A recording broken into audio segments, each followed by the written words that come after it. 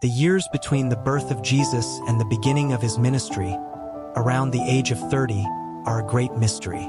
They are known as the lost years or silent years because there is little information about this period in the Bible. This has led to much speculation throughout history about where Jesus was and what he was doing during that time. Despite the lack of details in the Bible, we can attempt to piece together some clues using what we know about the history and culture of Judea in the first century. Only the Gospel of Luke gives us a glimpse of this period. It recounts that at the age of 12, Jesus traveled with his parents to Jerusalem for the Passover festival.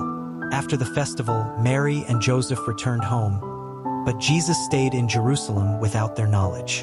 When they returned to look for him, they found him conversing with religious teachers in the temple. This episode is the last time we hear of Jesus in childhood, and it already shows how much he understood about spiritual matters and how he was preparing for his divine mission on earth.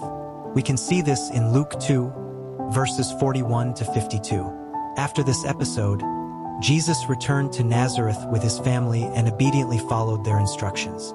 It is written in Luke 2, verse 51. This is the last time we hear of Jesus' childhood until he appears at the Jordan River to be baptized by John the Baptist, ready to begin his adult ministry. We find this passage in Matthew 3, verses 13 to 17. So, where was Jesus between the ages of 12 and 30? Well, that's a question that has generated many theories over the centuries. There are various legends and apocryphal writings that attempt to fill in these gaps, but most scholars believe they have little historical credibility. The Bible itself doesn't offer many details about this period. However, we can make some reasonable assumptions based on the historical context. Number 1. One speculation is that Jesus remained in Galilee with his family during these years, learning the trade of carpentry from his adoptive father, Joseph, and working alongside him. Justified in Matthew 13, verse 55 and Mark 6, verse 3. This seems plausible, considering that Nazareth is repeatedly mentioned as Jesus' hometown in the Gospels, as in Matthew 2, verse 23 and Luke 4, verse 16. The Gospels also refer to Jesus as the son of the carpenter, as seen in Matthew 13, verse 55 and Mark 6, verse 3, suggesting that he likely followed in Joseph's footsteps and worked as a carpenter during his early adult years in Nazareth.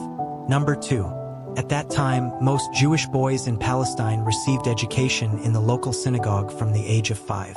It's highly likely that Jesus underwent this kind of traditional Jewish education, which included memorizing the Torah, learning Hebrew, studying the prophets and sacred writings, and debating about the scriptures. This solid education, as noted by his contemporaries in Luke 4, verse 22, certainly contributed to his deep knowledge of the scriptures and his teaching abilities. As a devout young Jew, Jesus attended the synagogue, participated in religious festivals, and worked to support his family. When he returned to the synagogue in Nazareth as an adult to teach, his neighbors were impressed by his wisdom, as in Matthew 13, verses 54 to 56.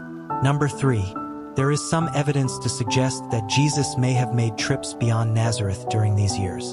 One passage indicates that he visited Jerusalem regularly every year, as in Luke 2, verses 41 and 42, suggesting a continuous practice.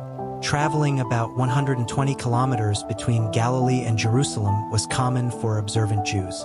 Some theorists have speculated that Jesus may have traveled eastward during these lost years in search of knowledge from sages and mystics, but there is no biblical or historical evidence of this. Additionally, as Jesus was known for his itinerant ministry throughout Judea, it is possible that he visited other regions beyond Nazareth. Number 4.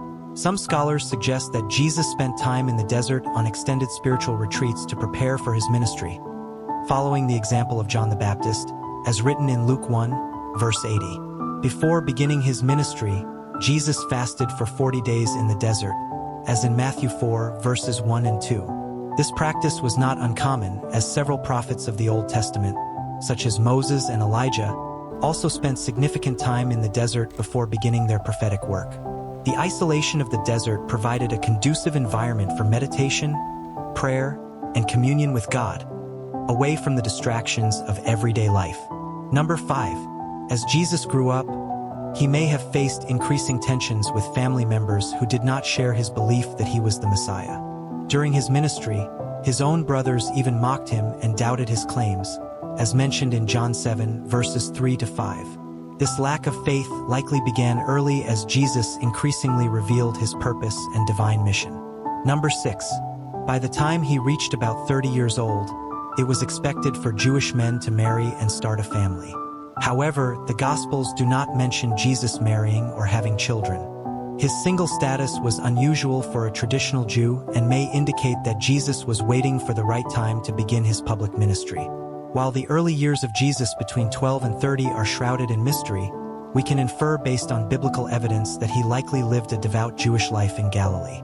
It seems that he spent this time studying the scriptures, dedicating himself to prayer, working to support his family, and waiting for God's timing.